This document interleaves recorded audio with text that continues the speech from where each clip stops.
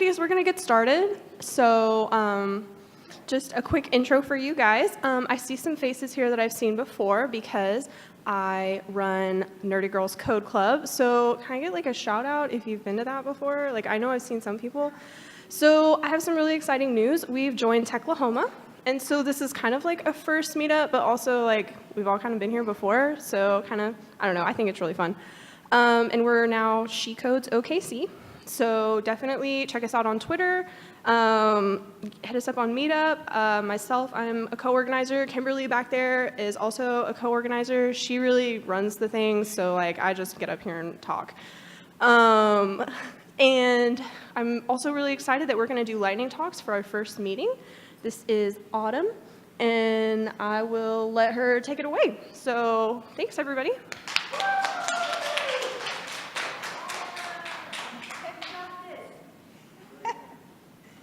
Well, so something weird happened, and I plugged in my computer, and it went dark all of a sudden. So I'm hoping it's going to start in just a second.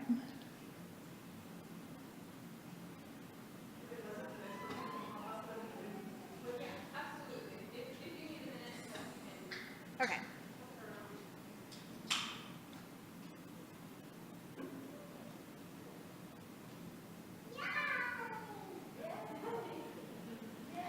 Yeah, we might have to switch out and see what's going on.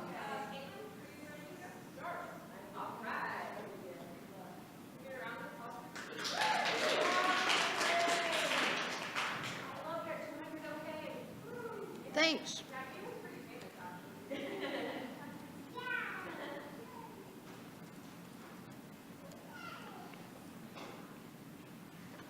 Where can I snag HDMI?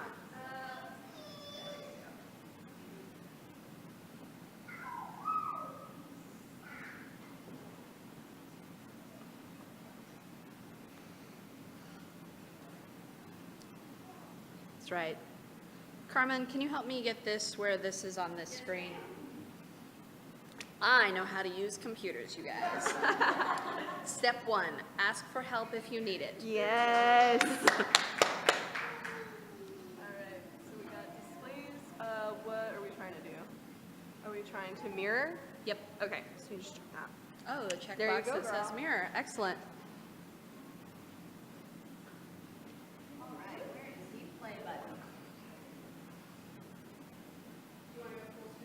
Yep.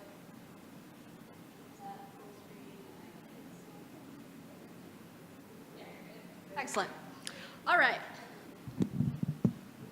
Today I am going to talk to you about finding a job or the job interview process. I just made this title up. That's pretty much like an interview. So the first step would be, how do you get an interview? There are a couple of different sources that I have used.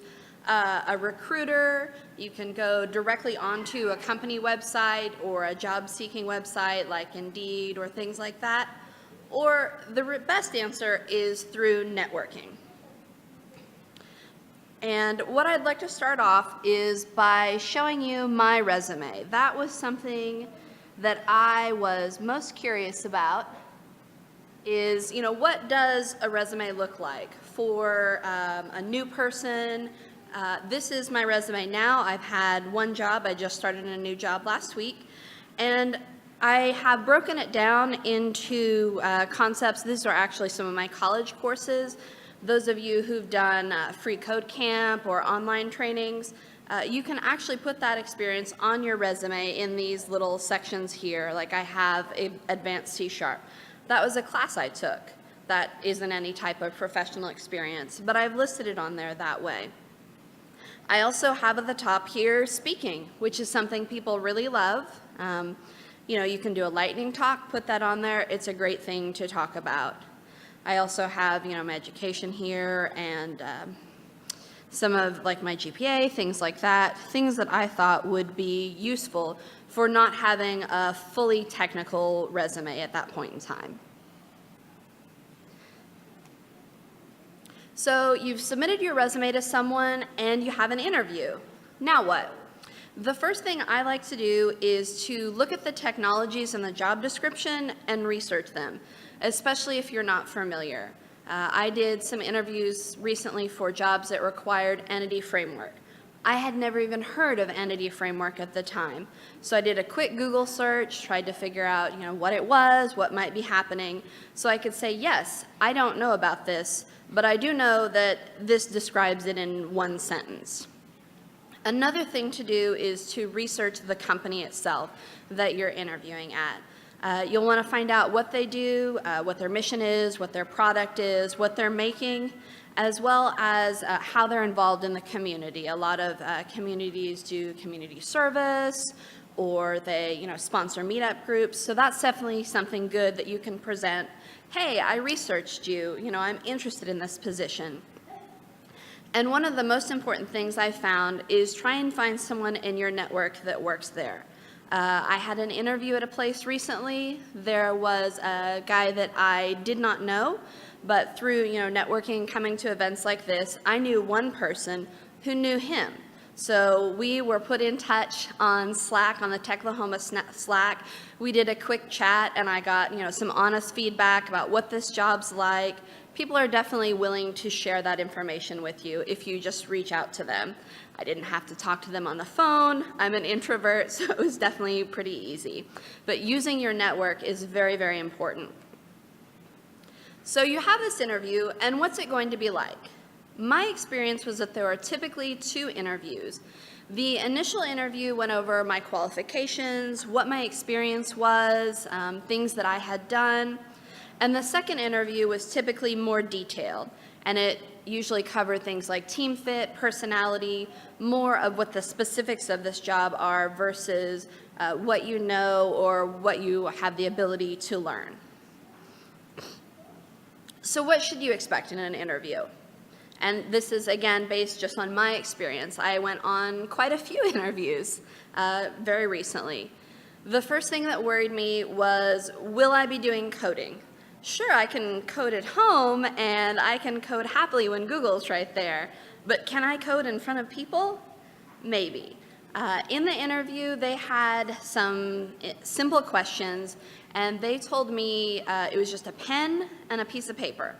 And they said, it doesn't matter if your syntax is wrong. We're here to see that you can, communicate what you're doing and the reasoning behind it. So I had to just write a simple function that did stuff, and I was like, well, here's why I would put this on 2 lines. It didn't matter that I was trying to use a method that didn't even exist. Another question, this was my biggest question, was do I need to bring a laptop? The answer for me was no. A lot of times they will provide, if you needed to do something on a laptop, they would provide that for you, or it would be like a remote interview where you'd be on your laptop in the first place. Because that was one of the things that worried me the most is, well, I don't have a great laptop. Do I need to bring this? What should I expect?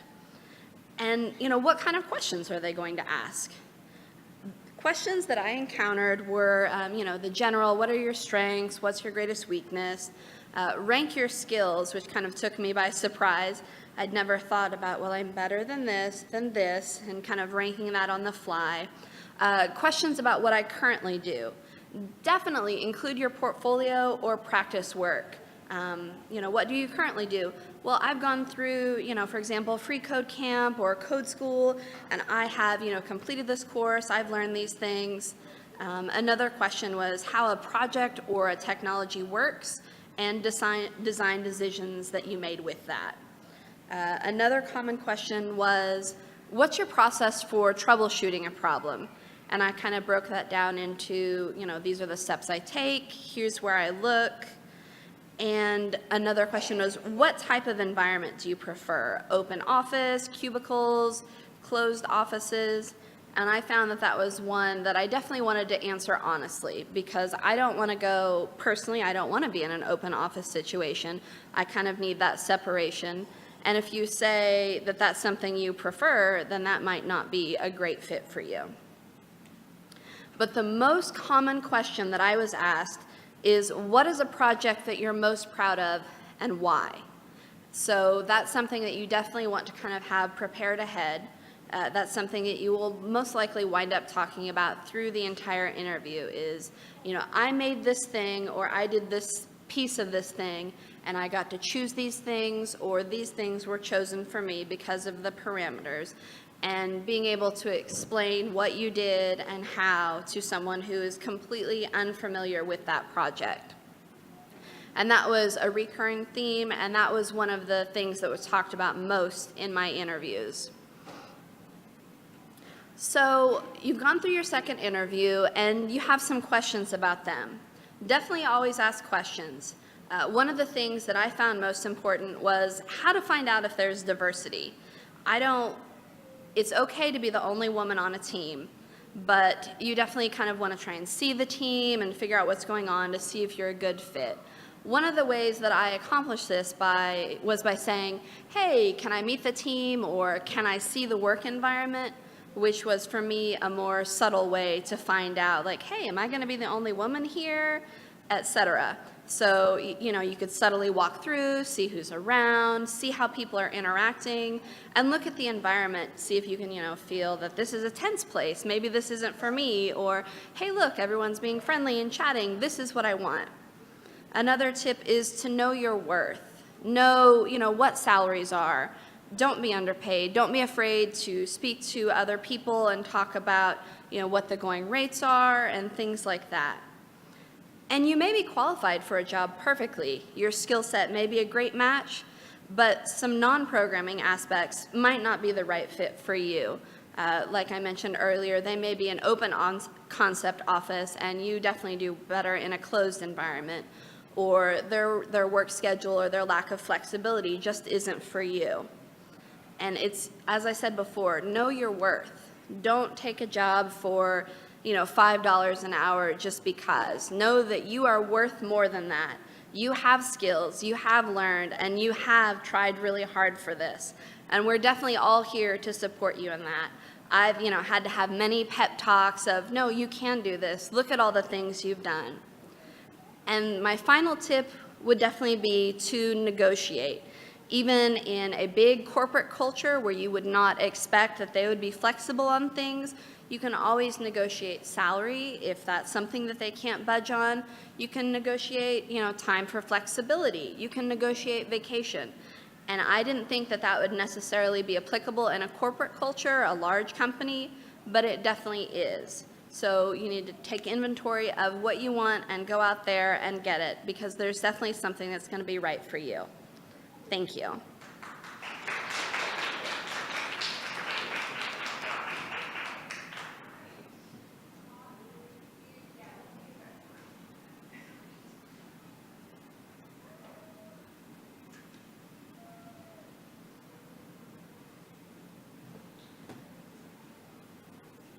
It doesn't.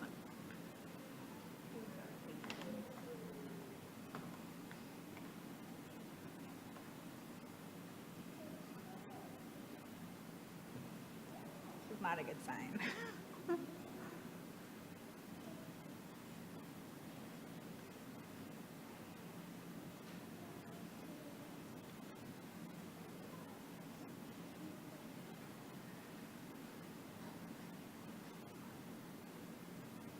So I think my computer does not like this HDMI cable. Who's the next person coming up?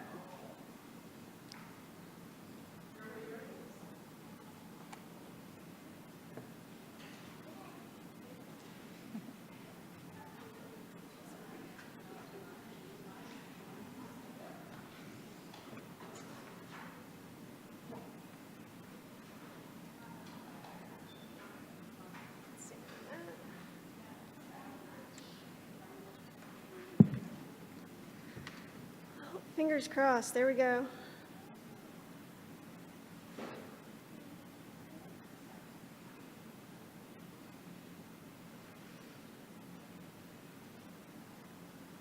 So what?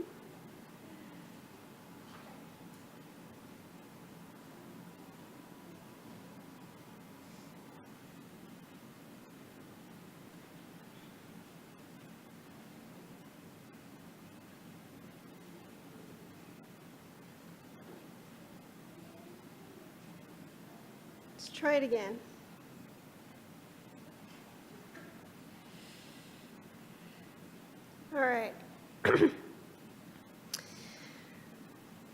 So instead of going a little bit code heavy and programming today, I wanted to get into something that I actually do on a day-to-day basis as a data analyst. So my name is Erin. I work as a data analyst, BI professional for AtMex, a company in town here. One of the things that we do and we get asked for fairly frequently is to perform hypothesis testing in several different situations. Some of those situations are A/B testing, control group testing. I don't personally get into cohort testing very much, but it's also very important. A/B testing we do pretty frequently. I put a pretty silly example here. Leadership wants to know whether bubblegum sells better in the checkout or in aisle 7. You can see pretty easily where A/B testing gets its name. Does this perform better than that? AtMex is a digital retailer, and we do a lot of A/B testing on pretty much anything you can think of. You can imagine on your website you want to know what prices are better, certain products, what color schemes are better, what banners are better, that type of thing. Control group testing is another one that you see a lot in any type of marketing situation. Market managers want to know if a certain initiative performs better than how we regularly market to our customers, that type of thing. The example that I came up with was a medical development group wants to know if their new treatment shortens the length of the common cold, which of course is just pie in the sky dreamy, but that's all right. Cohort studies, more often than not seen in government work and medical studies. For instance, the one I have up there, government researchers want to determine the effect of poverty on longevity. Usually cohort studies are to determine whether something is affecting another variable that wouldn't seem necessarily correlated, such as poverty and lifetime length. So these are not necessarily things that we traditionally think of in programming terms, and that's why we turn them off to the data nerds to figure out. But we like to think of programming coming in on the front end, on the back end, because you need to collect the data and understand how you can access it in order to solve these problems, and you also need to use some kind of statistical tool on the back end to actually solve the problems once you've set up the experiment. So the data collection process is programmatically heavy. You have to make sure that all of the data is there before you can promise that you're actually going to solve these problems. So all of those different types of tests require that the data is collected a little bit differently. A/B tests, you're probably going to have to set up your own goals and make sure that you are responsible for getting all of that data in, that the executives or whoever's requesting it of you is interested in discovering. So sometimes it's going to be a little bit of a discovery process of what your goals actually are. Control group testing, you're going to want to make sure that you're collecting the same information for your sample group as for the population as a whole. So say we go back to that common cold example. Could be possible that you have all of the information for the population in general already in your database, but you have to make sure that your collection processes for your sample set are in place exactly the same way as they are for the population as a whole. Cohort studies are a little bit different than the other two because generally speaking, you're going to be coming at those after the fact or a posteriori in Latin. Because you are following these groups for a long period of time, and generally speaking, you're coming at that data after it's already been collected, you're kind of at the mercy of what's already there. So in the example that I came up with of the government trying to determine the effect of poverty on longevity, if they're coming at this study of a long-term cohort analysis, they'll be looking at data for people whose lifetimes they have available to study. The evaluation process, after you've already collected all of that data and made sure that you have enough available or you're collecting it properly for the specific type of test you're interested in studying, are a variety of statistical testing methods. And that's going to depend on the type of test that you're after. So this might look a little bit daunting, but it's a great guide, probably the most comprehensive guide I've seen, about which statistical test you are going to use after you're done collecting your data. The great thing about this is that you don't have to remember all of this, because in reality, most of the programs that we use, whether you're a JavaScript developer or you like R, or you even just work in Excel, they all have built-in functions for this. So the best part is that you don't really have to remember what these are all for once you determine which type of test you need. The biggest process is actually setting up the test. You have to know what you're looking for and state which way it can go. And in hypothesis testing, that's called stating the null and the alternative hypothesis. So H sub 0 or H null is the traditional way to state the null hypothesis. So that's the standard or the expected outcome for what you're looking for in the test prior to conducting the experiment. The alternate hypothesis is what you're testing for.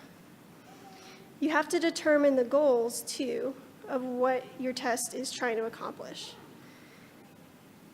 Of course, you also have to look back at the chart and determine at the end of it all which statistical test or tests you're going to use at the end of it.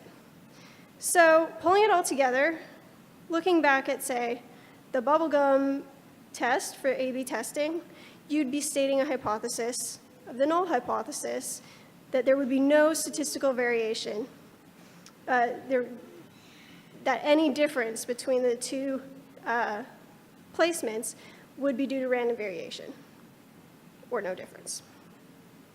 You'd have two alternate hypotheses, one being that aisle 7 would be better, one being your checkout would be better. And you'd have to set up your goals, things that you want to track with data. Things like the number of packets that you sold, the quantity of your packets sold. You know, if you sell more of 100 pieces in aisle 7 and more of 20 pieces in the checkout, which one's actually selling you more bubble gum? How much money did you actually make? How many customers were buying that bubble gum? If you sold 100 packets of bubble gum to one customer in one day, does that really count? Probably not. So you have to set these things up, be able to track them so that you can actually get that answer that you're driving after. The statistical test you'd use in this case is a z-test. And I put my rationale there. It's because you're looking at the proportional difference between two samples. And if we go back here, you can track that under which test, two samples, proportion. You get a z-test. I also drew one up for control group testing of the common cold. So your null hypothesis would be what we would expect prior to the experiment, that the new treatment would produce no difference in the length. The alternate treatment is that the new treatment will reduce the length. Depends on how you want to set up your experiment. You could say that the new treatment will vary the length of the common cold. Hopefully it wouldn't increase the length of the common cold, but it's always a possibility. So you would want to track a few things. You know, the number of days that each cold lasts, any side effects, the severity of those side effects, but in this case there are also going to be confounding factors that you would need to look at. If the number of days that each cold lasts are reduced in men instead of women, or a certain ethnicity, does that really count? So you're going to have to set up methods of tracking those confounding factors in your test as well. The statistical test that we're looking at there, I'd say it'd be a t-test because you're looking in the difference of a mean between a sample and a population, but in this case you don't know the standard deviation of the entire population. You're looking at a sample standard deviation because we can't look at the entire population of the world and get the standard deviation there. Cohort study, kind of the same thing. At the end of it, we're looking at a t-test because we're always going to be working with a sample standard deviation because we don't know the entire population. But we're looking at a null hypothesis that economic status has no effect on an individual's longevity. It's a little bit confusing when you start setting up hypothesis testing because you're always stating the null hypothesis as the thing that you're trying to disprove. But once you kind of get used to it, it's pretty simple going that your null hypothesis is always the standard outcome. Your alternate is what you're trying to test, which in this case is living below the poverty line negatively impacts longevity. So goals would be the length of life, maybe the amount of time that this person spent living under the poverty line, if they had family members living under the poverty line, or if it was just them, these types of things that we'd also want to look at. So I said that we used some sort of programmability on the beginning and the end when we were collecting data, as well as analyzing data. And we do. The good part is that it can be really anything of your choosing or of your stakeholders' choosing, as the case may be. If you're, lucky enough to be in an environment where you can just do whatever suits you, you can pick a language of your choice or a tool of your choice. All of these languages, Python, have packages built in where you can do statistical analysis without batting an eyelash.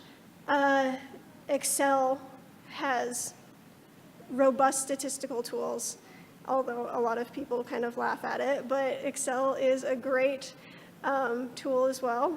Yeah. Tableau also has great statistical tools if your stakeholders use Tableau and just want a nice dashboard presented to them. If you're crazy, you can also do it by hand. So, you can do whatever you want to present this data as you need to. But there it is. That's what data scientists and data analysts do for a large part of their day, is answer questions about what if and why and which one's better. And statistical tools are how we get there. Thanks.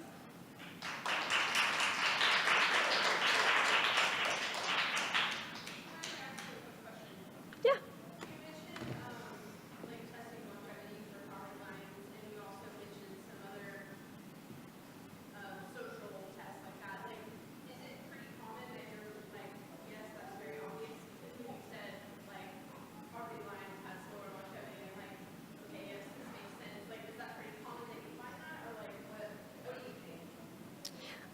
So the question is hypothesis testing often used to confirm fairly obvious conclusions, right? Yes. Yeah, and sometimes it is. But sometimes it's also used to produce those fairly obvious conclusions, or what we think of as fairly obvious conclusions now. I wrote that one down because those are two variables that at one point were not thought to be correlated at all. And one also, I guess, fairly obvious conclusion that we think of now is that smoking is correlated with lung cancer. That was a cohort study that was proven out using hypothesis testing that today we say, well, that's obvious, but it wasn't at one point, So a lot of those more major correlative studies were proven out using hypothesis testing, And that's one of the biggest benefits of them, is that using data, you can ignore the highest paid person in the room and just say, we have the facts. This is what it is. So it's one way of either proving or disproving opinion, because sometimes the facts get lost in the truth.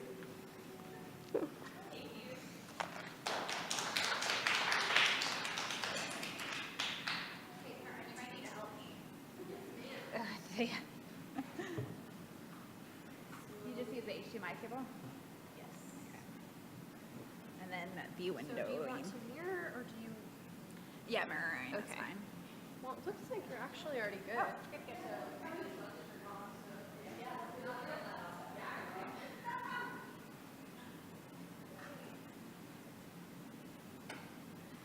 Okay, Caitlin rescued me with her laptop, thank you. All right, so we are going to be talking about time and website design. To give you an overview of what this lightning talk covers, we're going to start with the constraints of website design using objective time, and then psychological time and how that might impact your website design, and then we'll get into tolerance management a little bit. And I should probably ask how much time I have. Okay. All right, well, so we'll see. If you can tap your watch if I'm running too long. Just to be clear, I preface this, I didn't do the research on the psychological background. I took most of this from a series of articles called Why Performance Matters, and I'm not sure if any of you are familiar with Smashing Magazine. It's a German website design magazine online. And so they have very interesting articles if you are interested in user experience for your websites. And so Dennis Mishinov, if I can, I will publish these slides later and you can get the direct links to the articles. So here's a hypothetical question. Which site do you think is better? So these are stats that were taken using webpagetest.org yesterday. So these are screenshots of 2 news sites. And you can see that one takes about 12 seconds to fully load, and one takes 22 seconds to fully load. And we'll come back to this, but I just want to ask you to think about it. Which site would you think is the better one? A few definitions, first of all. One is objective time. Objective time is your clock time. So that's the standard definition for our time. Then psychological time would be the opposite of that. Psychological time is how we perceive time. And as I'm sure most of you know, our psychological time can vary quite a lot depending on a number of factors. So Calvin here is looking at the clock because he only has a certain amount of time to finish his book report, and he's still only halfway through his book. So for him, time might be moving way too fast, whereas if we are Friday afternoon at 4 p.m., waiting to get out of work for the weekend to begin, it might be moving very slowly. In terms of communication, we have human-to-computer style or human-to-human style. The human-to-human style is typical, where we don't see much delay when we're talking to another person in a conversation. And then we have human-to-computer style, which is typically a little bit slower. You might see some delays. And if you've seen Zootopia, one of my favorite scenes was when the sloth at the DMV was extremely slow in processing any request. That sloth is acting more on a human-to-computer scale than what we are normally used to. Performance optimization is improving the improvement process for improving your delivery speeds or your response speeds, depending on from the moment that you engage an event to when a user expects the event to have received a response. Performance budget is how much time you allow to perform. So the time that you're allowing to complete a process. All right, now we move into time is money. Every second impacts the bottom line. Here's some statistics that have been results of research studies. One is that a visitor will abandon a website after 3 seconds. That's not very long. Walmart did a study and found that for every second of improvement for their website, they increased their conversions by 2%. And that might not seem like a lot, but when you're talking on a scale of billions of dollars, that becomes fairly significant. Another website called Auto Anything found that if they halved their loading times, they increased their sales by 13%. So the bottom line here is that our attention spans are short and time is of the essence. When you are going to design your web page, the general rule of thumb is your website should load in 2 seconds. And that has lately, like within the past few years, based on the creators of the Blink rendering engine used by Chrome, they suggested that it should actually be 1 second. So let's go back to the websites that we were discussing earlier. Now, okay, anyway.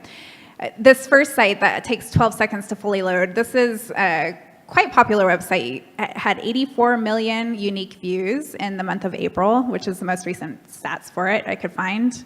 And that's for Fox News.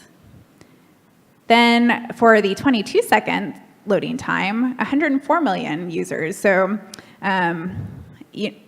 this site may not be better than Fox, but certainly it has more viewers, and that's the CNN.com website. So you can see that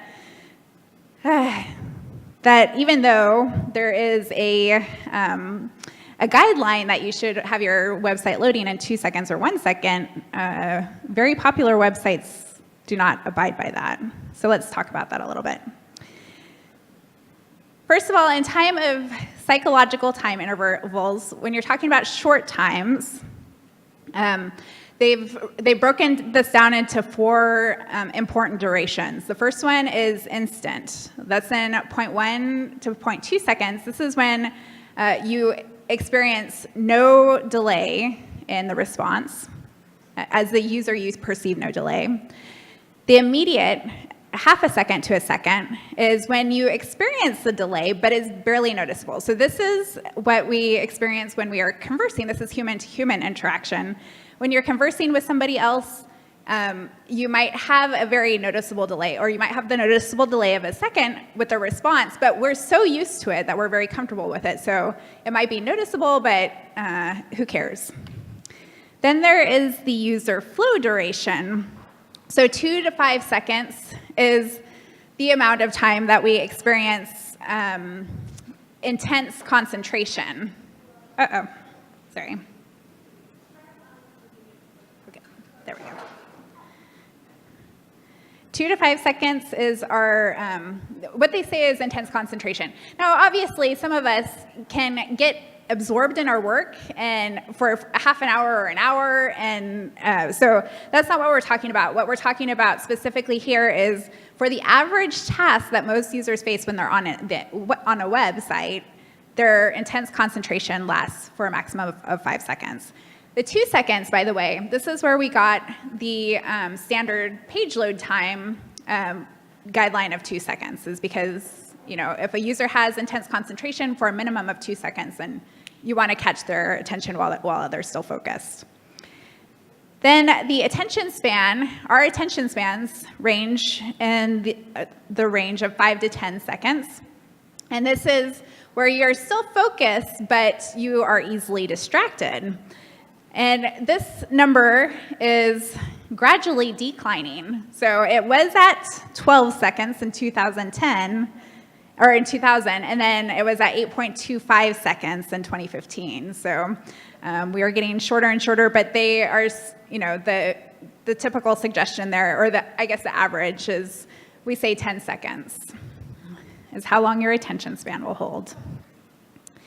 So when you're choosing a performance budget, obviously what the Blink creators, when they were looking at what they wanted their rendering times to be is they wanted where you have immediate loads, but instantaneous feedback. So that's where they get their 1 second load recommendation. When you are choosing your own performance budget, you have to consider, is 1 second reasonable? So I'm going to postulate that it's not very reasonable. Even Google, if you do their the test for the loading of the Google website, and that's just like a logo and a search bar, that averages 3 to 4 seconds. So probably not reasonable to load your page in 1 second. And then you have to ask, is 1 second necessary? So when you are talking about your own performance, you're probably going to be comparing it to sites of equal services.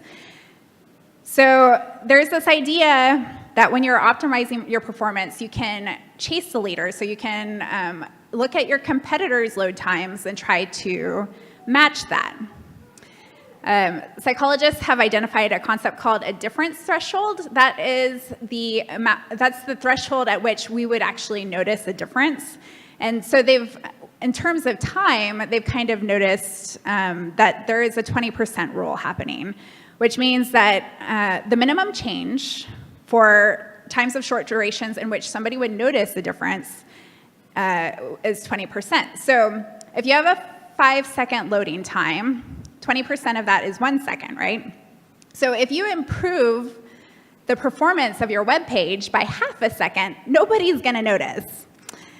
Alternately, if you decrease the performance by half a second, also nobody will notice. So you have a little bit of leeway both sides there.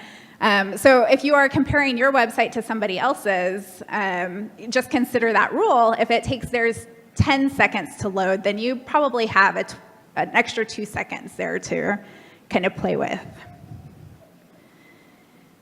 Also, keep in mind that performance is just one factor that would be considered when somebody is weighing the usefulness of your website. So other factors that they might consider is their need for your service, the reliability of your website, the usability of it, just how beautiful it looks or doesn't look. So there are additional factors to consider when you are working on the performance of your website. Time neutralization is where the time difference is noticeable, but does not impact user preference simply because there are other factors at play that are being encouraged there. However, it is important. So in addition to talking about objective time and how that would impact your website, there is also another consideration to keep in mind, and that's the psychological time. So the first principle of psychological time is that every event, we differentiate different events based on where we can determine a start and an end. So each event will have a start and an end marker. Concept number 2 is this idea of active waiting versus passive waiting. An active wait is where you still have mental processes happening while something is happening. So for example, if you are trying to work out a puzzle, there's no appearance of anything happening, but your mind is going through certain steps to kind of try to figure out the puzzle. Or in this example with the biker, if you are riding a bike, you might not have a destination in mind. It might not seem like anything is really happening, but you're using your brain. So that's considered an active wait. On the other hand, there is the passive wait, and the passive wait is usually marked by the fact that we have no control over that. So if you are waiting for somebody to come to meet you for something, like if you're waiting for your date to arrive, or if you are standing in a queue where you don't have any control over how long that wait is going to take, it's a passive wait. So typically when we are thinking about wait times, we are actually considering the passive wait time, where that's what people get angry about. We don't want to wait for anybody else, basically. have done studies and found that if you're in a passive waiting situation, you are going to overestimate how long the wait time is by 36%. So that just shows you that it's quite important to reduce that passive wait. So the conclusion from this is when we think about wait time as being, or passive wait as being the bad wait, the conclusion you might draw is that we need to reduce that passive wait. So we're going to take the passive wait and then kind of replace it with some active wait times. And you can do that at the beginning of the wait time, so that's the preemptive start, or you can do it at the end, which is an early conclusion. Okay, so one example of a preemptive start. So we'll start first by talking about Disneyland, the place where all your dreams come true. They kind of recognize this. I don't know how many of you have been to Disneyland, but they recognize that this preemptive start is important. And so like when you are standing in a 2-hour line for that ride and desperate to get on the ride, they actually have screens that show, they'll show cartoons or, have somebody introducing you to the ride that you're about to go on. So they're taking out some of that passive, grumbly wait time and replacing it with something to engage you. And you're also going to see this in websites. So these are 2 screenshots of Safari iOS. And when you search for something, it's actually, Safari is loading that top hit in the background. So they're trying to reduce the amount of time you'll have to wait after you click on that top hit. They're assuming that you're going to click on that top hit. Also, another way that they do this is that you'll notice on your iPhone that when you bring up a link, it will switch to a new window. And just the act of showing the switch to the new tab, it has your mind focused on something else other than the wait. So that starts the wait process in the background as well. And some ideas for you when you are working on your own website, there is a resource hints W3C specification. So this is in working draft status right now, but they have some tags that you can put on your links, your HTML links, that tell the browser to start loading particular sites in the background. So this is still in working draft status, which means that not all of the browsers support all of these functions yet, but when the DNS prefetch is probably the most supported if you look on the whatcaniuse.com. So that's most supported for modern browsers. And what you can do with that is that it looks up the domain name. So if you have a site that redirects, then you might want to append that rel equals DNS prefetch on your links. Or if it's a link at the bottom of your web page that is going to be one that somebody wants to click, then that's another one to use that. Now, talking about early completion, one example of this is your video streaming sites where they won't load the entire video that you're going to take a look at. Instead, they will just load enough of a chunk to make it, where you can start playing it and it can download the rest of it in the background with a seamless user experience. When you are designing your own web pages, what you might want to do is use JavaScript to insert parts of the page that don't matter. So, for example, one commonly used space is your footer, where you can leave the footer out of the original HTML and then inject that later on, so that the onload part of the web page loads without having to wait for that additional data. And so this is an example. This screenshot shows how Amazon, which has like a 7 or 8 second load time, how they will actually load a fair bit of the content in that first second. And so that becomes then an active wait while everything downloads in the background. You can start shopping without having to wait for everything. Now, there are going to be cases when you have met the limits of how much of the psychological time and how much of the objective time that you can really relegate with your coding.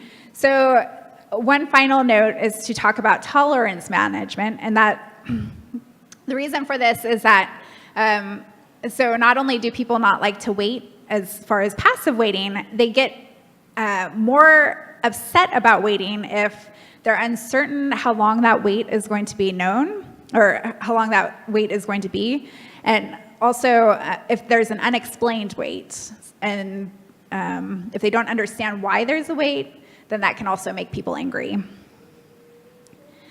So that's when like when you have progress bars, those progress bars are there for a reason. And you can have a couple of different kinds of progress bars. You have your dynamic ones, which will show the progress, either a determinate time, like if they know it's for sure not going to take more than a minute, you can show just how far along you are in that process. Or an indeterminate one just says, all right, this is how many files that we have to scan. So you just have to wait, but you know that there are 1,250 files to scan. Alternatively, there's the static kind where you know for a fact just how many gigabytes that you have to download, or if you just have like the repeating icon. So you can also combine progress indicators. This is probably not going to show because the animation is not going to work through the website. But anyway, you probably recognize this one. This is Slack's. Slack will have a loading bar when it's loading all of the threads from your forum. And that one will also show, in addition to showing the progress, it will also show like a little positive message saying, have a good day, or something like that. So that's another way that you can initiate that active wait response, because when people are paying attention to the messaging and thinking, oh, okay, yeah, I'll have a great day, then they're less thinking about how long it's taking to load that website. So in conclusion, your audience's time is important. It's especially important to you because it may affect your bottom line. And if you don't acknowledge how important their time is, then you might lose your audience. So we've covered a few different approaches to reducing the time that users will have to wait for your website, including just reducing the objective time it takes, adjusting it, managing their patience with psychological factors using active wait times, and then also managing their wait time with tolerance management. Any questions? Yes, Erin.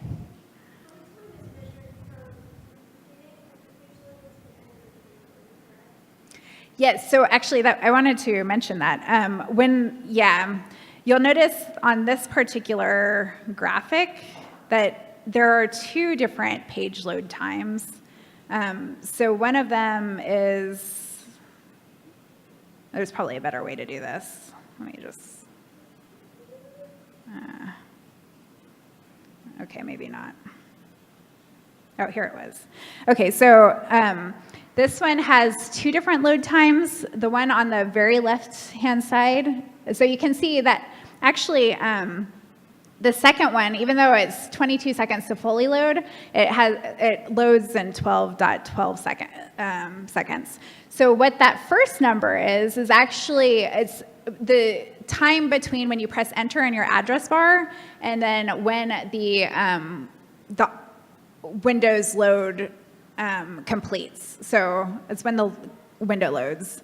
And then in the background, your web page will still be doing other stuff. So that second one, the 22 seconds, is actually the 2 seconds after there's no more network activity. So there's like a 2-minute lapse in network activity because usually there's JavaScript requests happening or some other requests that are trying to get additional parts of that web page.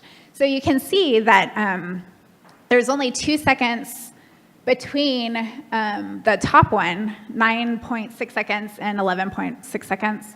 And that's because Fox News loads everything when you click on the address bar, click enter. Whereas CNN really takes advantage of this active wait time where they are, even though the page loads at 12 seconds, they're doing a whole bunch more in the background to load additional parts. So yeah. Anything else? Okay, great. Thanks. Who's next?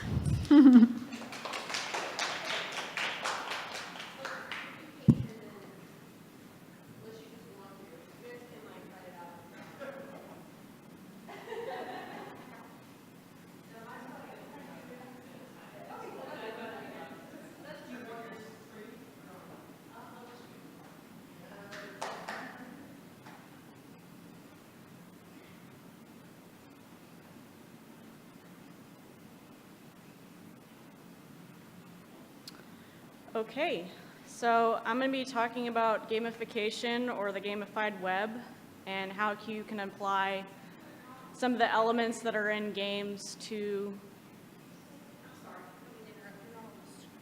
Oh, I didn't plug it in.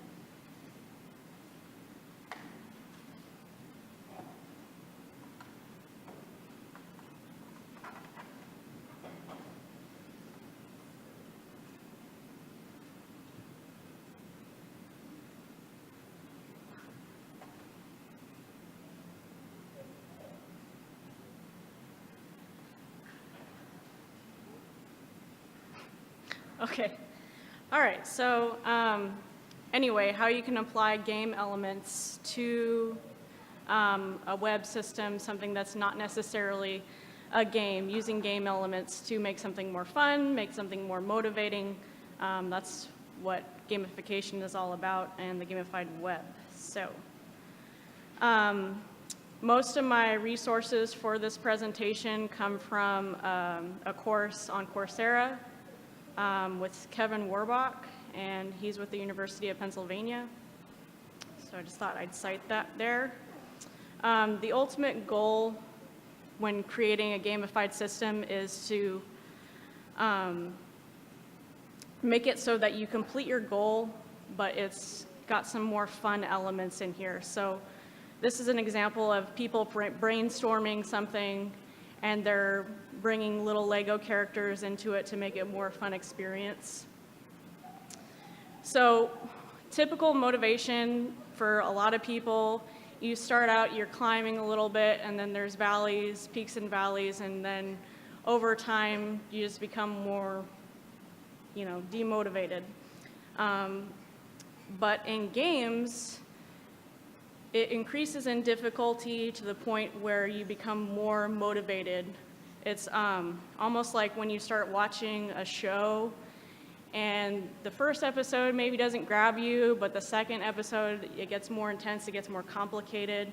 So the onboarding process is when things are kind of sort of easy, you're introducing characters, you're introducing the concepts of the system or the game, and then you're climbing up in difficulty, and maybe there's a boss fight where you fight this big character, not just like the little minions, but the actual big boss. And anyway, and then you climb up more and more from there. Okay, and so for gamified systems, that can make a huge difference as far as motivation. So this is a game called Fold It, and researchers were trying to solve this puzzle of this HIV enzyme, and they were working on it for upwards of a decade.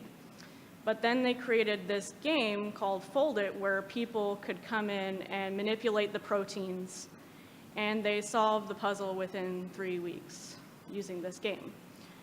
So games can be pretty powerful. So on the spectrum of motivation, you want to be towards intrinsic motivation, not extrinsic motivation. And extrinsic motivation basically means that you don't necessarily want to do something, but there's all these other forces pulling you to do it. And then intrinsic motivation means you really have the drive to do something. So external regulation means just that you have to. Somebody's pointing the finger at you. It's your job, maybe. And then introjection means people are watching you. Maybe it's a status thing. You want to look good. Identification means you understand the idea that it's good. It's something that you want to want, maybe. And then integration just means that maybe you do have the desire to do it, but you still need a little bit of a push in the right direction, which is pretty much most things. Intrinsic motivation over extrinsic. This is a quote from Gabe Zickerman in one of his books, Gamification by Design. Intrinsic motivators create greatness, while extrinsic motivators are nothing more than pellets dropped for rats in a cage. So when we see extrinsic motivators, big flashy things, sometimes we kind of know that we're being manipulated. And intrinsic motivators are much more powerful, and especially in the long run. If you implement a lot of extrinsic motivators, you might see a steep peak and then a large drop-off over time. And sometimes rewards can be demotivating. So a reward would be an extrinsic motivator. For example, this is another quote from the book. If a child plays piano for the inherent joy of doing so, then begins to win competitions, then subsequently loses, she will stop playing the piano. That is, extrinsic rewards crush intrinsic motivation, which never returns. And sometimes this can happen, and I'll have more examples of this too. Punishment can be worse, when you think of rewards. Well, what about punishment? How motivating is punishment? Sometimes it backfires, of course. Rebelling, losing sight of goals, paying the price. Maybe I can take this punishment, if I could just make my job a little bit easier, something like that. And learned helplessness too. Of course, if you apply too many punishments, then people are gonna be like, well, what can I do? Okay, so building intrinsic motivation, your goal. The concept of a self-determination theory for building intrinsic motivation can be broken down into 3 steps. So building competency, autonomy, and then relatedness. So competency would be completing challenges, receiving affirmations tied to the behavior. One great site that does this is Free Code Camp. They have a little pop-up that comes up every time you complete a challenge. It's always challenge-driven, and they give you little affirmations, most triumphant, that just make you give a little feel-good something, that you've completed this challenge. Building competency over time, so you have a new skill, you put in the effort, and hopefully you come to unconscious competence over time. That's the goal. Keeping experts hooked beyond that would be continued creativity, giving them problems to solve, mentorship, and then something called the sunk cost fallacy, which is sort of a devious way to go about it. But you can remind them that they've spent this much time on the website, and wouldn't it be great, if that time wasn't wasted, basically. Autonomy, decisions aren't predetermined. So I put the game Legend of Zelda up here because in the Ocarina of Time, one of the old games, everything was predetermined, so you had to have this certain item to go to this certain temple, and you couldn't switch around. You couldn't choose where you wanted to go next. Everything was predetermined. You had no choices, basically. But in newer games, it's kind of an open world. People can explore and go where they want as they please. And in your system, you can set it up so people can explore different interests. Relatedness, so this is basically relating to other people, friends, sharing, that kind of thing. And then a bigger picture with the relatedness is being a part of something bigger. So societal good, like the game Folded. People were very motivated to complete that game because of what it would solve. Okay, and then something I think is sort of counterintuitive, cooperation wins over competition. You really want people to cooperate, and if you get them to be too competitive, like a little competition is good, but if you get them to be too competitive, this can be territory where you're running into ethical problems. For example, like in Disneyland, the laundry workers, they had this system, this gamified system where if they did as much laundry as they could in a quick amount of time, they would get rewarded for those things. And it came to a point where they were getting high turnover because people were getting so competitive that they would stop taking breaks and they would get into arguments with each other, and morale it completely plummeted. So that was kind of a big failure for gamification there. So anyway, you got to try what you can do to get people to cooperate. A good example of this was the game Overwatch, and it replays the best of what everybody has done, and it's specific to what their job is in the game.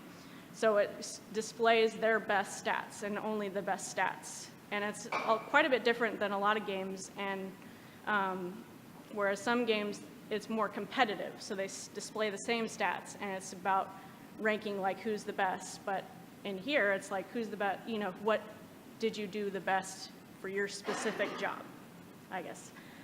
Okay, and so the elements here. So the dynamics of your system are basically what are the rules of your system and how you display progression, what's the reinforcement, and what's your narrative or like your user experience. Specifically, what are the challenges, how do you give feedback, and how do you get people to cooperate with each other. And then here's the components, so just the real stuff that people see. Gifting levels, quests, collections, unlocked content. That's a big one for the experts when people move through the system and get better acquainted with it. Don't forget the fun. That's basically the whole point of creating a gamified system, is to encourage motivation a little bit. There are a lot of examples of ways where you have this gamified element and it's not really necessarily fun, but it's like a little bit of a motivator. But overall, hopefully your goal is to make it a little more fun, not just motivating. So surprises, just little pop-ups and things like that. Hopefully not annoying pop-ups, but giveaways, that kind of thing. And then identity with avatars. This is a way that people can get creative in your system. They have a little more identity in it.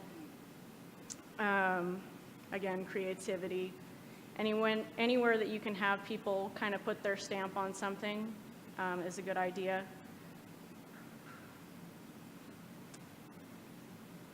Easy onboarding. Here's an example of a game, Plants vs. Zombies. Like it starts out really easy. So there's not that many different kinds of plants. You kind of get the idea, and you can get going. The Slack bot is another example of onboarding, like how it can help you. Challenges. That's something else that you can incorporate in your system. Quizzes, sharing. One thing I will say on here is you don't want to have too many share buttons because if you have too many, then they won't click on anything. So leveling, progression, just a display bar. LinkedIn does this. Another thing I will say too about that is it's not that motivating unless they're like 80 to 90% complete. So that's something to keep in mind with regression bars. Little bit of nostalgia here. That's another fun element that you can incorporate. And this is what a system might look like with all the elements incorporated. And then here's just some resources. There's some good TED Talks on gamification and things like that. And if I can take like just a couple of minutes, I do have a little game that I made. So there's this little bunny, and it collects carrots. And you see I hit the poison, so it decreased my points, and there's that. So if I collect the carrots, I should be able to collect.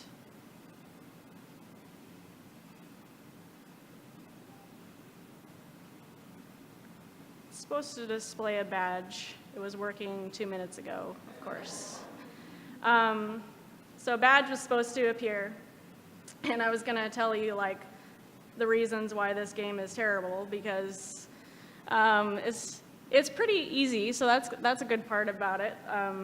From the beginning, there's a little bit of an easy onboarding, but there's no levels, so there's no progression in this game, but there is a badge that appears, so there's that. Anyway, I guess that's where I'll end this, so thank you.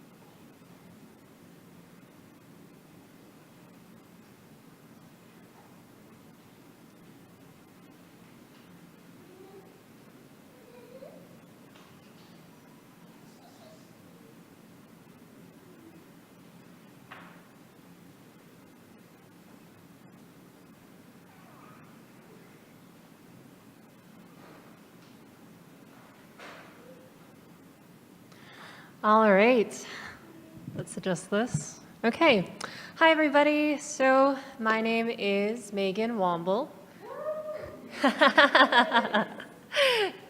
Thank you. And I am currently going to talk to you today about how to create your own React setup using Webpack, aka Webpack is not scary. So there's a little, there's a little bit of a story behind this. A month ago, I started learning React for a new company that I'm working for. I'm currently a software engineering intern at Osberg. And I came in, and the first day they said, hey, we want you to build a website with React. And my first impression was, great, I have a lot to learn. So one of the things that I started using was this really cool GitHub startup project called Create React App, which many of you have probably already heard of if you've ever worked with React. It's a really great environment. It gets you all set up with React. You don't actually have to do anything. It does all the work for you, and you can just start working with React. Well, I was curious because I'm learning. How could I create my own setup for React? Like I wanted to do it myself, you know? So I created my own, and it's a light version. It's called My React Setup. And I've actually already put it in the Slack channel. So if any of you want to follow through with the code while I'm doing this, you can go ahead and see it on there. But first, I'm going to go ahead and show you what I have. So what I have is a very light, scaling, here we go. A very light version of, I guess, it's not like Create React App, but it's a very light version of my own, where I've got React, Webpack, and Babel all running on this code editor. So I'm going to go ahead and do my first live coding today. I'm going to try and walk through how to do this. Yeah, let me see. I'm going to go ahead and plus size this. Amen to that, sister. All right. So first, before I get started, let me introduce some of these topics that I'm talking about, because I'm not entirely sure where all of us are at. So first, let me introduce React. React is a basic framework for JavaScript. JavaScript being one of the main languages that we use in web development. It just makes things a lot easier to work with whenever you want things to render to the DOM, which would be the document model that you see everything on the web browser. I hope I'm not confusing people with that. But it's a really elegant solution to a problem that we've had for a while.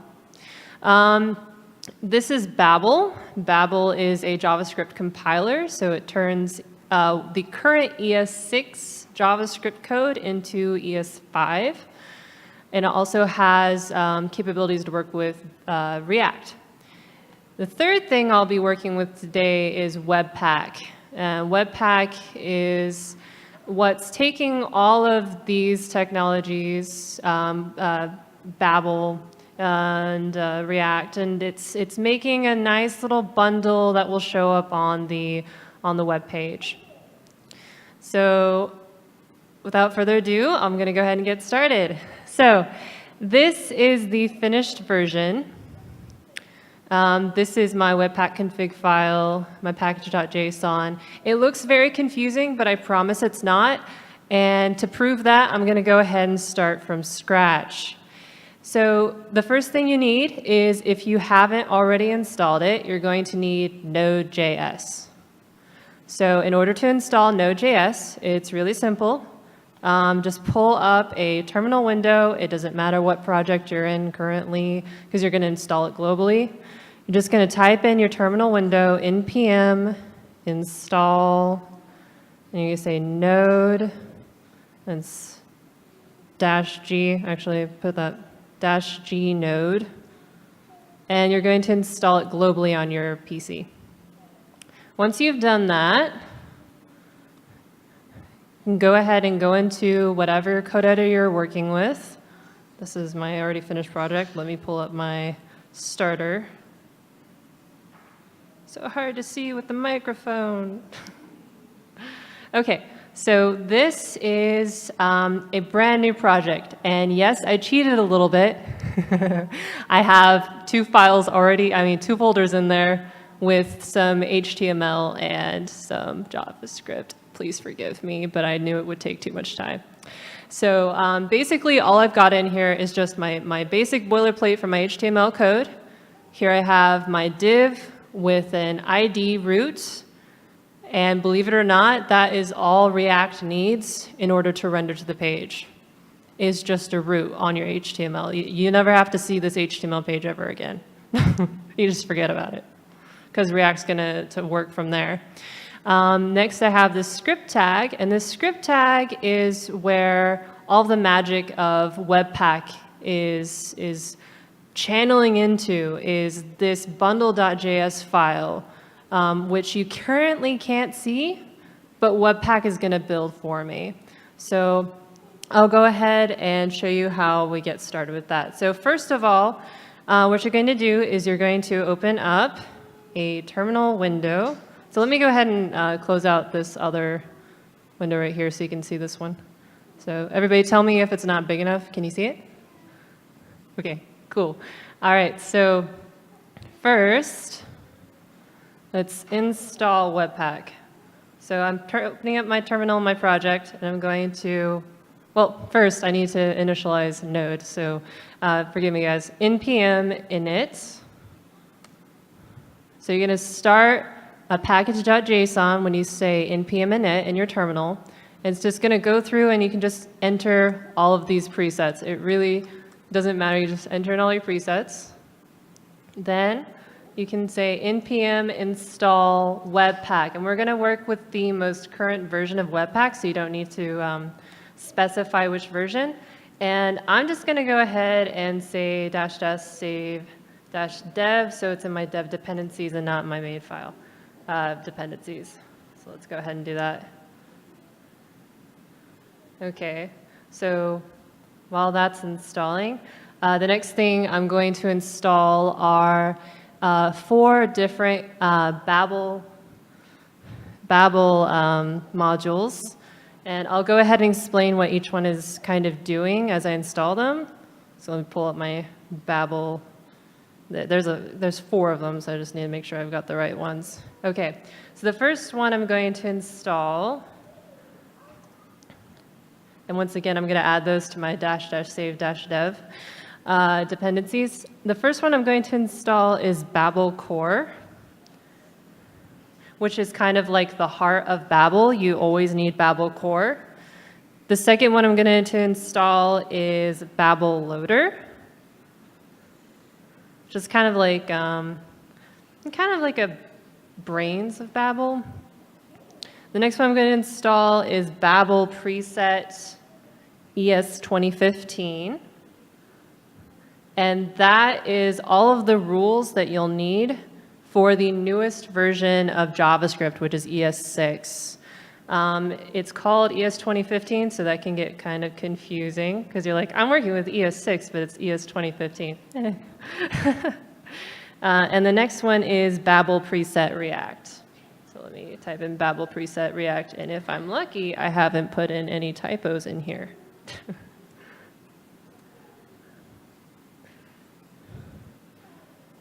Blame the microphone in my face. Okay, looks like that worked. All right, good. Kudos. All right, so, that installed really quick. The next thing I'm going to install is the 2 main libraries that you need for React. So let me give a quick rundown. First, I installed Webpack. That's your main thing. That's what's taking all of these files that I'm going to be creating for React and making them into one file that is going to connect with my HTML page to actually put everything on the DOM. The next 4 things that I installed were all of my Babel dependencies. Those are the Babel is the compiler that translates my code into what the browser can actually use. And now what I'm going to install are 2 really important libraries or modules for React. And without these, React will not work. So the first one is npm install. And this one you do want in your dependencies, so just say --save. Well, you don't even have to put that, but --save React. And then the second one is React DOM. So you just go ahead and save those into your file. And then that's it. I promise that's all you have to install, and you're good to go. All right, so the next thing that you need to do to set up is you need a Babel RC file. So let's go into the root of our project. It has to be in the root or Babel will not know it's there. See, it's trying to already close that, close that. Be nice to me, please. No. Right. I am not very good with working with a touchpad. Yes. Okay. So, happy moment there. All right. So you're just going to type in .babel rc, and that is going to create a file that Babel is then going to look at and say, okay, so what do I do? This is its presets. So without this file, Babel's not going to know what to do. You have to tell it what to do. So it has to be named .babelrc, or it won't know what to look for. So I'm going to go ahead and show you what the preset code is. It's really simple. It's just an array. Oh, that is not an array. There we go. It's just an array with presets. And only 2 things are needed here. The first one is ES 2015. You're basically telling Babel, I want you to use the ES 2015 rules. And then the next thing is React, because we're working with React. I want it to use the React rules. And that's it. That's all you have to type in that file. So that's really simple, and that's all you need to tell Babel in order to get started. The next file is the most important file, and this is where people get really confused with Webpack, is the Webpack config file. So let me go through and show you what to do with this one. So in your root of your project, you need to create a webpack.config.js file. And once again, it has to be named webpack.config.js, or it will not know what to look for. So once you've got that file, I'm going to go ahead and break down some stuff. So if you've already worked with Webpack, you're probably going to say, wait, you have to add this. I know, I'm getting there. So first, I'm just going to create a basic object called config. So I'm just going to say const, that's some ES6 syntax for you there, const config equals, and I'm going to create an object with 3 different properties, and that would be entry, output, and module. All right. So these are the only 3 properties that you need in your config object to get this Webpack to work. Now the stuff that goes into it is what I'm about to go and explain. So first we have our entry property. Entry property is pretty self-explanatory. That is your entry node for your application. So your entry point will be basically like the file where you're writing all of your code, and you want all of that code to then be translated into the output point, which is right here. And this output point is what's being linked in the HTML file. So let me go ahead and show you that HTML file. Remember here we have this nice little path to the bundle.js file that I cheated and created before I came here. Yeah, that's, this is your entry point, and it's going to lead over to this file right here, which is not currently created but will be soon. So let me go ahead and create those points for you so you can see how Webpack interprets those. So here we go. Okay, so first, I'm going to require in a really handy module from Node called path. So I'm going to create a constant called path. And this is just available with Node. So you don't actually have to like install anything special other than Node itself to get access to this. So this is const path equals require path. And that's all you needed for that. The reason why I'm creating this is because there's something really interesting and kind of annoying about Webpack.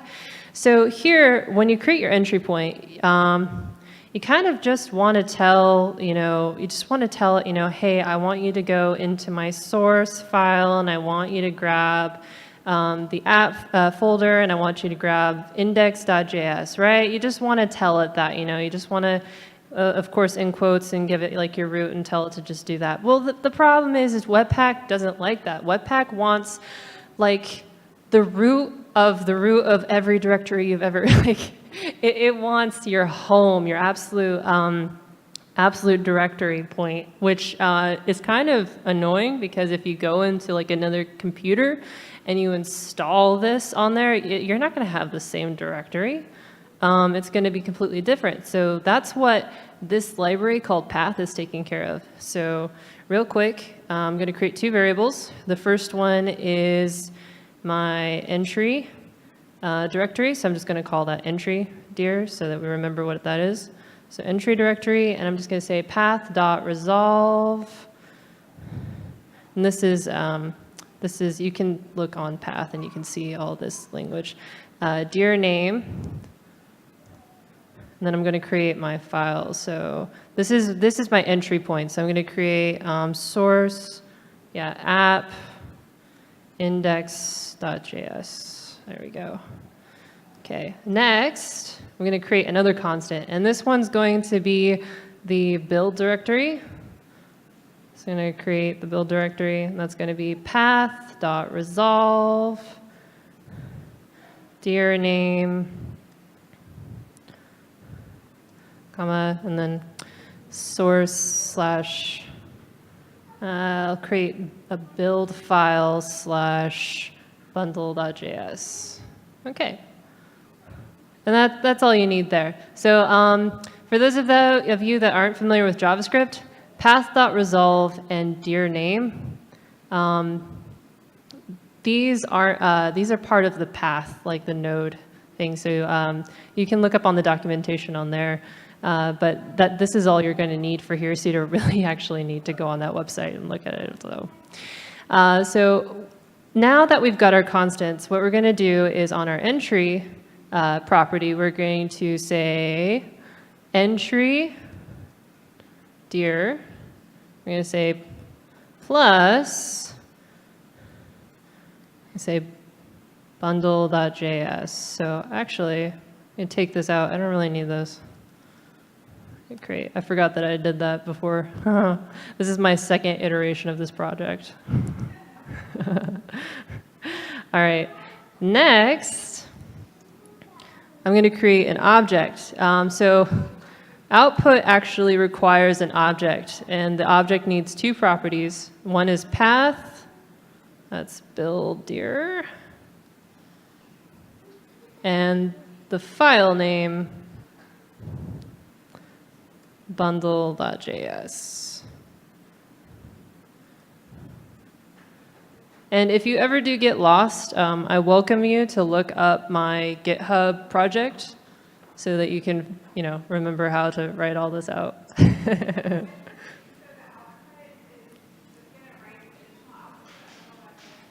So the output is basically, okay, so my input right now, because this is a simple project, it's just one file, but eventually it's going to be like 16 files. And my output's going to be one file. So Webpack takes 16 files and it packs it into one file. And that one file is what I use, what I connect with my HTML, that script tag that connects it. So I'm not like writing 16 different files that'll conflict with each other on, in my HTML page. I'm not like having script. I'm just having one.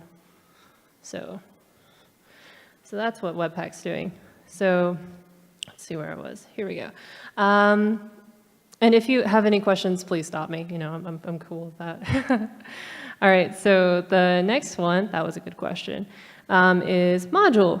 So what module is module is just all the modules that you'll be using for this project. And because this is such a simple project, all we really need are the loaders. And the loaders are the stuff that's translating my code from like ES6 and React to actual code that the browser can use. Because, of course, as you guys may or may not know, React and ES6 aren't necessarily compatible with, well, they aren't compatible with browsers currently. I mean, ES6 has some features that are compatible. React is just a library, so of course it, wouldn't. But this is what makes the code actually feasible for browsers to use. So let me go ahead and put in my stuff here. So first is use. So this tells the loader what to use. And this is where we use that Babel loader that I installed earlier. So you type in Babel loader. And the next thing that you need is just a simple regex expression. So I'm just gonna type in .js $, and let's go there we go. That part always annoys me. Don't like typing all those characters with the weird backslashes, forward slashes. All right, so this is all you need. And then, down at the bottom, most important thing is to tell it to export itself. So module.exports equals config. So let me explain this. So up here, I have my constant config. This is my config object for Webpack. In order to access that, Webpack needs to see that this has been exported. So module.exports equals config. That makes it accessible to Webpack. So there we go. That's the Webpack config file. And I'm trying to think. Yes, the last thing would be the scripts. Okay, so in your package.json file, we have this scripts property right here. What I'm going to go ahead and do is I'm going to go ahead and add some extra scripts. So basically what scripts are is if you're in your terminal and you want to do something, you can say like npm run ... And that's your script. And your script is going to run whatever code should be running with that script. So let me go ahead and write out a really basic script. This one's going to be Webpack. And this one's just going to run Webpack. So what this one's going to do is it's just going to build my file for me. So if nothing is missing, if no commas are missing, this should work. Cross fingers. So npm install, wait, no, why am I doing that? npm run Webpack. Okay, cross fingers, no. Took my heart and you sliced it into pieces. Okay, so it looks like, I think I've got something running. I think I've got some right here. It's so hard to see from this tiny screen. Yeah, I have this still running. I need to kill this. It sounds so violent. Okay. All right, now let's try that again, and hopefully that fixed it. If not, well, I have all night, guys. Welcome to the extended version. Darn. Oh, output. Okay, I know what's going on. Okay, so let's go back into our Webpack config file. Oh, I need a comma. See, I told you, comma. I called it, comma.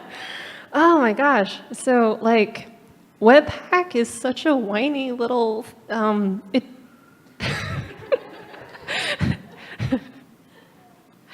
Okay, so let's go ahead and try that again. So npm run Webpack. And it got mad at me again. Okay, so let's see what's wrong.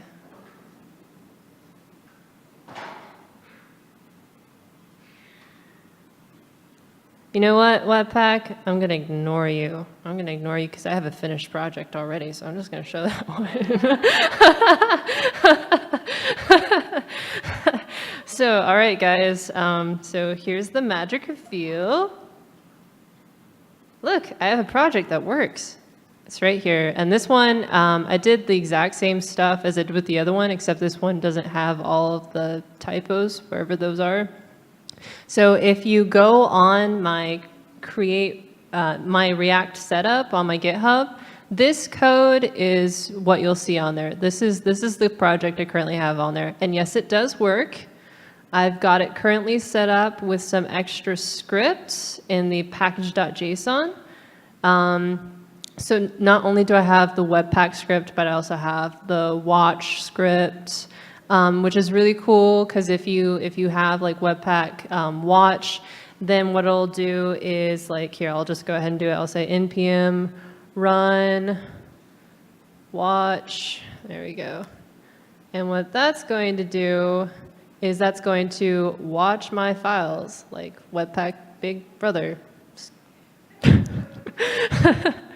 So what'll happen is I can go into my index file and I can say something like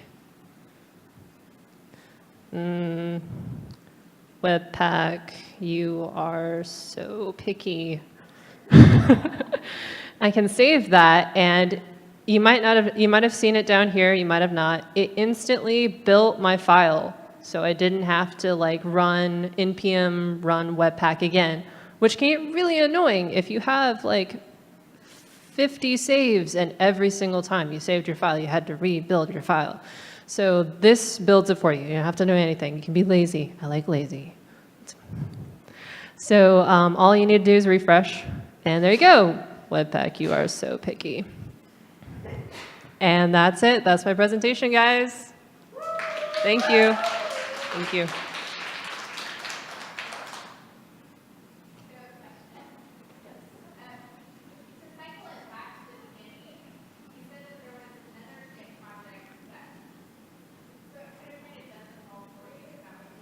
Yes, yes. So the project that already does this for you is called Create React App, and that is on GitHub. This was just my personal exploration into how Create React kind of app works. So yes, so yes, they do use Webpack in Create React App. They have a lot of really cool features there. Actually, I would totally recommend if you're ever going to create a React application, this is kind of counterintuitive. Do not use your own setup. Don't do what Megan did. Just use the Create React app because they're right on top of things. Their scripts are amazing. If you want to switch over from HTTP to HTTPS, they have like things they've already created to do that for you. So it's really simple, makes life a lot easier. So yeah, Create React app.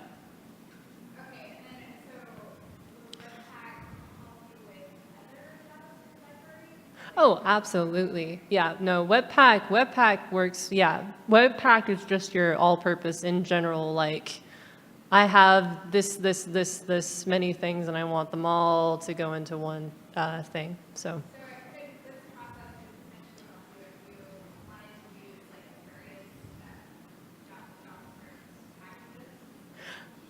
Well, like, if you're just going to use like something like Lodash or like a library like jQuery, you don't need Webpack.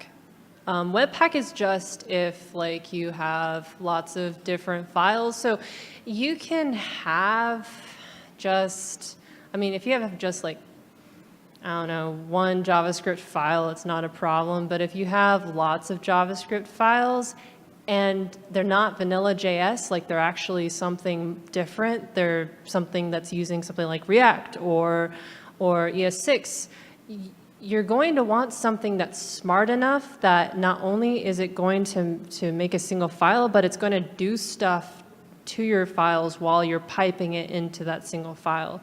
So Webpack is just like a really intelligent engine that does that for you.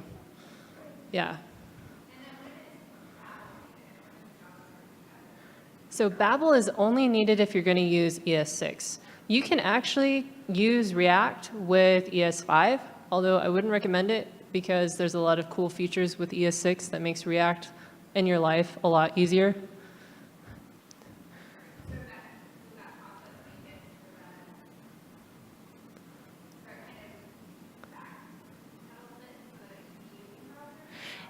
Yes. So let me go ahead and explain. So currently, most browsers work with ES5, which is the version of JavaScript that came out.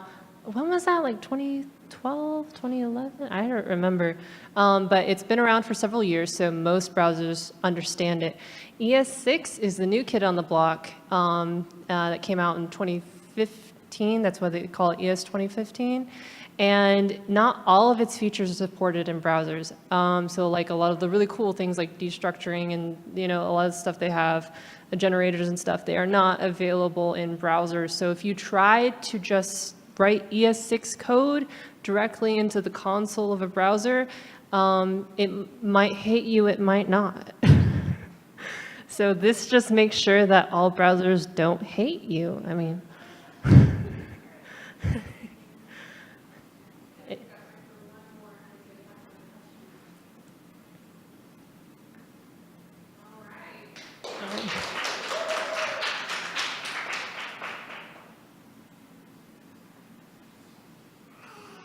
Was everybody as impressed with the talks as I was? Seriously, they were so good. I just want to thank you guys for coming. We're gonna be meeting every Sunday, or not? No, we're not. Lol. No, we're not. You're not recording, are you, Kimberly? Every fourth Sunday, there we go, from 2 to 4 here. It'll either be in the event center or somewhere at Starspace. So if you've been coming to Code Club, really nothing is changing. If you're new to us, I'm so glad you're here. Thank you so much. There's just a couple shout outs before I let you guys go. First of all, I'd like to thank Techlahoma for sponsoring our group, and I'd like to thank Starspace 46 for letting us use their space. Also, there is a JavaScript conference coming up in November 3rd. It's going to be super good. Thunder Plains, if you haven't heard of it, we are looking for volunteers, and there are also scholarship opportunities. If you find yourself unable to go, please let myself or Jessica know. She's the one with the purple hair. So yeah, on that note, thanks again, everyone, for coming. I'm so glad you're here, and have a great Sunday.